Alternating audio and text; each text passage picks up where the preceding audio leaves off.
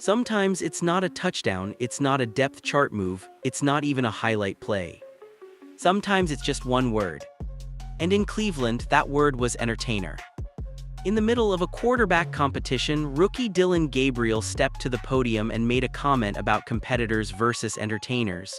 On the surface, it sounded philosophical, harmless, even, but context is everything. Because sitting in that same quarterback room is Shedeur Sanders, one of the most high-profile rookies in the league. A player raised under bright lights. The son of Dillon Sanders, a quarterback whose name alone generates headlines before he even takes a snap.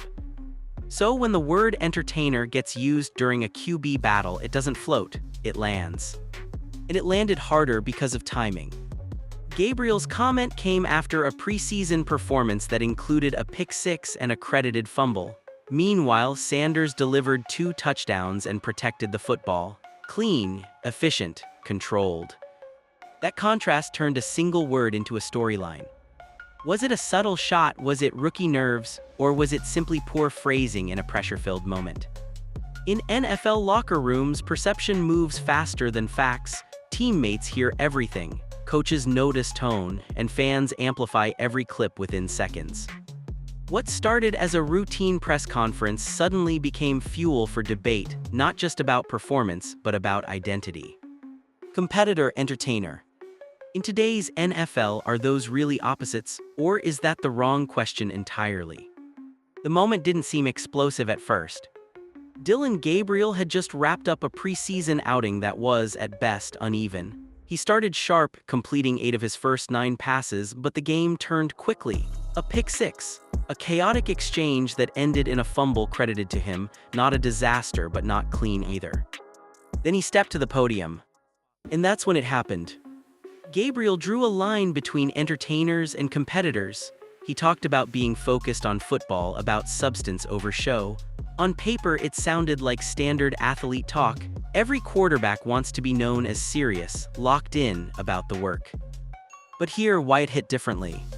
He said it during a quarterback battle, he said it after turnovers, and he said it in a locker room that includes Shedeur Sanders. In today's NFL, the word entertainer doesn't float in a vacuum. It carries history. It carries implication. And in Cleveland's QB room, there's one player whose name is constantly tied to cameras, branding, and spotlight, fairly or unfairly. That's why the timing made it loud. Because while Gabriel was explaining what he values, Sanders had just delivered a controlled, turnover-free performance. 2 touchdowns, calm presence, no panic throws. The contrast amplified the comment. Was it intentional? That's where speculation begins. Some believe it was a subtle jab, others think it was simply rookie nerves, a young quarterback trying to sound mature and accidentally stepping into a narrative. Reports suggest Gabriel quickly clarified he wasn't targeting anyone specifically, pointing instead to media framing. But in the NFL, clarification often fuels the story instead of ending it. Quarterback rooms are built on competition and confidence. When words hint at identity, competitor versus entertainer, teammates listen, coaches listen, front offices listen. And once perception forms, it's hard to rewind. What might have been a throwaway line suddenly became part of the evaluation. Because in a tight QB battle, everything counts. Even one word. Forget the podium for a second. Forget the interviews, forget the headlines. Turn on the tape. Because when quarterback battles get messy, the film usually clears things up fast. Shedeur Sanders stepped into his preseason debut and looked exactly like what coaches crave in August: controlled, efficient, and calm. He completed 14 of 23 passes for 157 yards, 2 touchdowns, 0 turnovers, no reckless hero throws, no panic under pressure. More importantly, he protected the football. That matters more than people think. Preseason isn't about flashy plays, it's about trust. Can you operate the offense? Can you manage the huddle? Can you avoid backbreaking mistakes? Sanders checked those boxes. His body language stayed steady. His mechanics didn't unravel when pressure arrived. When the Browns reached scoring territory, he finished drives. Now flip the page. Dillon Gabriel completed 13 of 18 passes for 144 yards. On paper, that efficiency looks solid. He even started hot 8 completions on his first 9 attempts. That's rhythm, that's confidence. But rhythm fades when turnovers show up. The pick six wasn't about arm strength, it was about decision-making. 2 receivers drifting into the same space, a defender reading the eyes, and suddenly the ball is going the other direction for 6.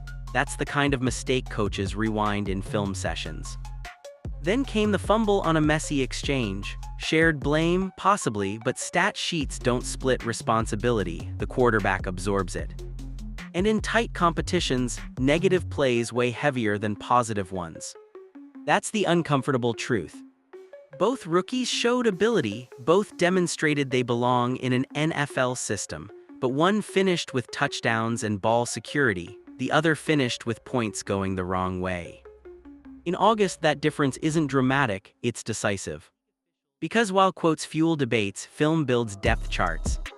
And right now, the tape speaks louder than any microphone ever could. Here's the uncomfortable truth about quarterback battles. Coaches don't lose sleep over missed highlight throws, they lose sleep over turnovers. You can wow a stadium with a deep ball on 3rd and long. You can fire up social media with a no-look pass in preseason, but nothing erases trust faster than giving the ball to the other team. And that's where this battle gets serious. Dillon Gabriel's pick six wasn't a mechanical flaw, it wasn't about arm talent, it was about judgment. 2 receivers drifted into the same area, the window shrank, and instead of living for the next down, the ball went up anyway. In the NFL, defenders don't hesitate, they capitalize. 6 points the other direction. That's not just a mistake, that's a momentum swing.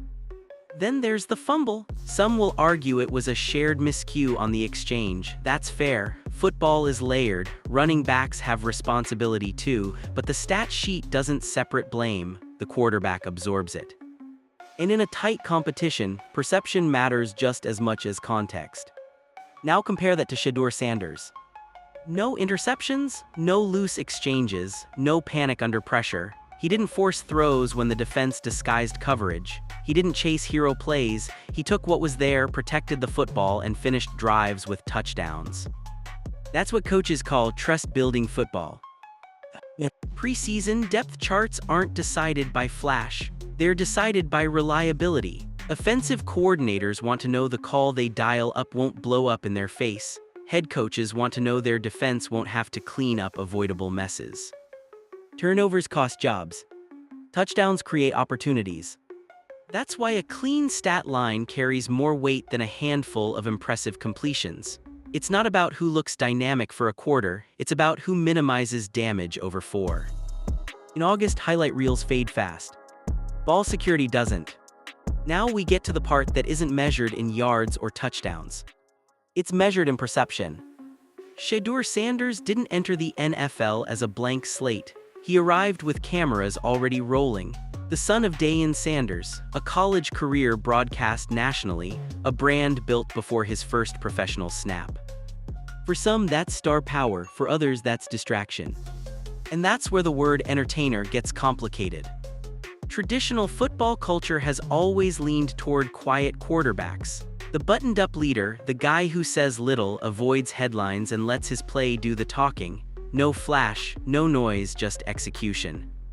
But the league has changed. Today's quarterbacks are expected to command more than just a huddle. They manage media cycles, they build brands, they carry fan bases. Visibility isn't vanity anymore, it's part of the job. Sanders grew up in that environment. Comfort in front of microphones isn't an act for him. It's normal, but comfort with cameras doesn't mean lack of competitiveness. That's the tension. Some fans still see charisma and assume it conflicts with grit. Others see confidence and interpret it as ego. But when you turn on the tape, Sanders doesn't look theatrical. He looks calculated, measured, composed. Meanwhile, Dillon Gabriel represents a different mold. Experienced, college-tested, less spotlight, more traditional path. His resume includes multiple programs and over 16,000 passing yards at the college level. That's not hype, that's mileage. So this isn't just about arm strength or completion percentage. It's about identity. Are the Browns leaning toward the classic low-profile quarterback archetype, Or are they embracing the modern hybrid, competitor and personality in one? Because in today's NFL, those two lanes aren't opposites anymore. The best quarterbacks don't choose between spotlight and substance. They handle both. And in Cleveland, that philosophical divide may be just as important as the stat sheet. The moment didn't stay inside the Browns' facility for long. Once that entertainer comment hit social media, it landed squarely on the desk of Shannon Sharpe. And Sharpe didn't dance around it. On Nightcap, he questioned the timing immediately. In a quarterback competition, words matter. According to Sharpe, you don't casually introduce labels unless you understand exactly how they'll be received. His point wasn't explosive, it was direct. In that setting with that roster, it's hard to believe the word didn't have a target. That's what made the clip spread. Because Sharpe has lived inside NFL locker rooms, he understands how thin the air gets in position battles. Quarterbacks don't just compete with their arms, they compete with tone, presence, and messaging. But then Chad Johnson stepped in with a softer angle. Ochocinco suggested it could simply be rookie inexperience. Maybe Gabriel wasn't trying to throw shade. Maybe he hasn't mastered the microphone yet. Speaking after a turnover-heavy outing isn't easy. Sometimes young players overcorrect. They try to sound focused and accidentally step into controversy. That interpretation gave Gabriel breathing room. Still, perception had already formed. A fan poll circulating after the segment reportedly showed nearly 88% of respondents believed the comment was directed at Shedeur Sanders. Whether that number reflects reality or online emotion, it illustrates something important. Fans felt the tension. And once fans feel it, players feel it too. That's the tricky part. Even if the comment wasn't intentional, it now lives in the narrative. Teammates see the clips, coaches hear the debates. The quarterback room doesn't exist in isolation. Sharpe's underlying message was simple: in the NFL, clarity matters. If you don't mean something, don't let it sound like you do. And if you do mean it, be ready for the response. Because in Cleveland, this isn't just about stats anymore. It's about leadership and how you handle the spotlight when it finds you. Now let's strip away the emotion and talk football. Because beyond quotes and turnover debates, this battle also comes down to something much simpler: fit. Dillon Gabriel is listed at 511. In college, that didn't stop him from producing. Over 6 seasons across UCF, Oklahoma, and Oregon, he piled up more than 16,000 passing yards. That resume commands respect. He's seen multiple systems, multiple defensive looks, he's battle-tested. But the NFL is different. At that height, sightlines tighten, passing lanes shrink. You roll pockets more, you live in shotgun formations. Play design becomes intentional about creating clear windows. It can absolutely work. We've seen quarterbacks succeed at that size, but it demands structure. You don't get as much margin for chaos. Now look at Shedeur Sanders. With a bigger frame and a naturally higher release point, the playbook opens wider. You don't have to move the pocket as frequently. You can operate more comfortably from different launch points. Vertical concepts stay intact. Deep over routes become cleaner. That flexibility matters over a 17-game season. When injuries hit the offensive line, when defensive coordinators adjust, when the game plan needs to expand midseason, the quarterback who allows you to keep more of the playbook untouched becomes valuable. And this is where it gets strategic. At QB2 or even QB3, what does Cleveland prioritize? A quarterback who thrives inside a defined system, or one who gives coordinators broader options if forced into action? There's no wrong answer, it's philosophical. Some staffs prefer predictability, others chase ceiling. Gabriel's experience suggests he can operate efficiently when the structure is clean. Sanders' preseason performance suggests he can protect the football while still offering schematic range. And in roster-building terms, that difference can tilt decisions quickly. Because depth charts aren't just about today's snap count. They're about who fits the blueprint when things get messy later.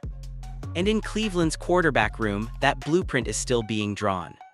Here, where the conversation stops being theoretical. Cutdown day is coming. And history tells us one thing: NFL teams don't carry 4 quarterbacks unless something unusual is happening. Yes, there are rare exceptions. The 2000 Patriots famously held onto 4 passers to avoid losing a late-round pick named Tom Brady. But that was a different era, different cap pressures, different roster math. In today's NFL, carrying 4 quarterbacks on the active 53-man roster is a luxury most teams can't justify. Which means Cleveland has a decision to make. If the Browns keep 3 quarterbacks, 1 rookie could be fighting for that final slot. And if they try to slide someone onto the practice squad, that's a gamble. Other teams monitor waivers closely. If a front office believes your cut quarterback has upside, he won't clear. That's not paranoia, that's reality. So this isn't just about preseason stat lines anymore. It's about asset management. If Shedeur Sanders continues to show ball security and red zone efficiency, the organization has to ask itself a hard question. Can we risk exposing that to waivers? The same applies to Dillon Gabriel. A 6-year college veteran with production across multiple systems isn't invisible to the rest of the league. And this is where roster politics quietly enter. General managers think long-term, coaches think weekly, owners think about optics and future stability. Every layer sees the quarterback room through a slightly different lens. Do you prioritize ceiling? Do you protect draft investment? Do you lean toward the player who looks more game-ready right now? The clock doesn't slow down for development, reps shrink, opportunities narrow, and once a roster spot closes, it may not reopen for years. That's why cutdown day hits harder than any press conference quote. Because when that list is finalized, the debate ends. And one of these rookies could find himself either firmly inside the building or suddenly looking at the waiver wire. Here's the part fans don't always want to admit. Quarterback decisions aren't made in a vacuum. They aren't decided by one coach in a dark film room pointing at a screen. They're layered, complex, political. In Cleveland, the final call doesn't belong to just one voice. The head coach guides the offense. The general manager builds the long-term roster. Ownership signs the checks and understands the temperature of the city. And the city is watching closely. Shedeur Sanders brings more than arm talent into the building. He brings visibility, energy, national attention. Whether that should matter in a depth chart discussion is debatable, but pretending it doesn't exist would be naive. Fan momentum carries weight. Ticket sales matter, jersey sales matter, media buzz matters, owners notice that. At the same time, front offices care about stability. They care about development curves. They care about how a quarterback fits into a 5-year plan, not just a preseason highlight reel. Then there's the locker room dynamic. If 88% of fans interpreted Dillon Gabriel's comment as shade, you can bet players saw that too. Leadership in the NFL isn't just about throwing touchdowns. It's about tone. It's about awareness. It's about knowing when silence speaks louder than explanation.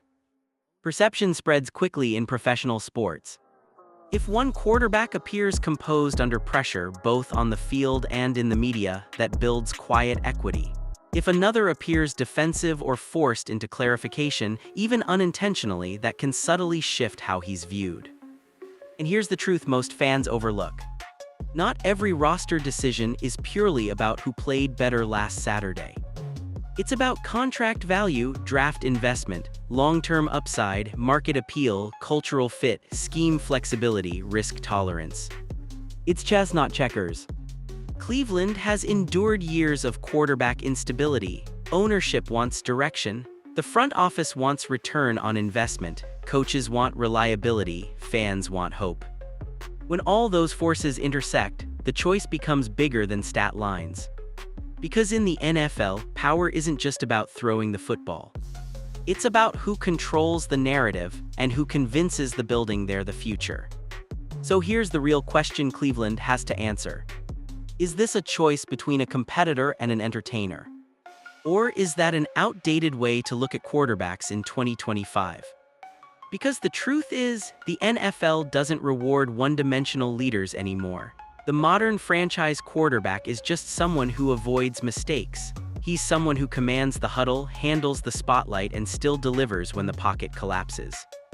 The greats were never just quiet grinders. Michael Jordan was electric and ruthless. Kobe was theatrical and relentless. Steph Curry celebrates before the net even snaps and still breaks defenses nightly. In football, Dillon Sanders danced into stadiums and shut down entire sides of the field. Flash and focus aren't opposites, they coexist. That's why labeling Shedeur Sanders as simply an entertainer feels incomplete. The preseason tape showed composure, 2 touchdowns, 0 turnovers, controlled execution, no forced heroics. When the moment arrived, he delivered. On the other side, Dillon Gabriel brings real experience. 6 college seasons, over 16,000 passing yards, system familiarity, early rhythm in his preseason debut that showed he can operate efficiently. But the NFL is ruthless about one thing: negative plays. Turnovers shorten leashes. And that's what makes this fork in the road so critical. Cleveland isn't just choosing a QB2 or QB3, they're choosing a developmental path, a tone inside the quarterback room, a signal to the locker room about what they value most: ceiling, stability, market energy, or conservative projection. The Browns have cycled through quarterbacks for years. Fans are exhausted by resets. They want direction. They want someone who feels like tomorrow, not just insurance for today. When cut-down day arrives, the decision won't be based on one press conference word. It will be based on trust. Who protects the football? Who finishes drives? Who looks steady when everything speeds up? Because in the end, competitor and entertainer can absolutely be the same person. The only label that truly matters in Cleveland now. Winner.